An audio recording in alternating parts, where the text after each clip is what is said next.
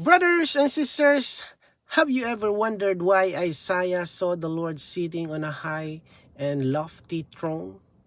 In Isaiah chapter 6 verse 1 says, I saw the Lord sitting on a high and lofty throne. And this happened when Isaiah was disappointed. The condition of God's people at that time was very low.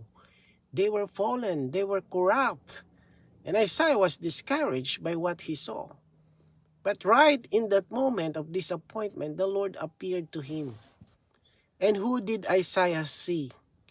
The footnote tells us that the one who appeared was Christ himself, the Lord, the King, Jehovah of hosts. Even though the people were changing and falling, Christ did not change. His throne did not change. His glory did not change. Everything on earth moves and shakes, but Christ remains the same yesterday, today, and forever. Now, why did Isaiah see the Lord sitting on the throne? The Lord could have just appeared standing or walking, but he appeared sitting. Sitting means he is at peace. Sitting means he is still ruling.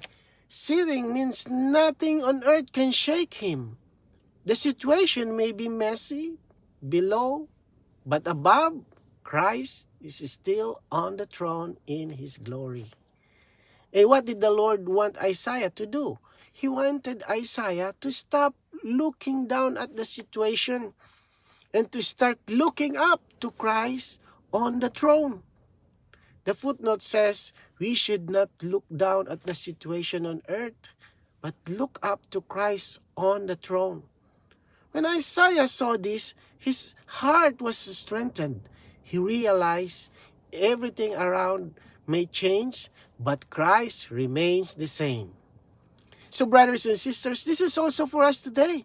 Maybe we feel disappointed. Maybe we see problems. Maybe things around us are unclear.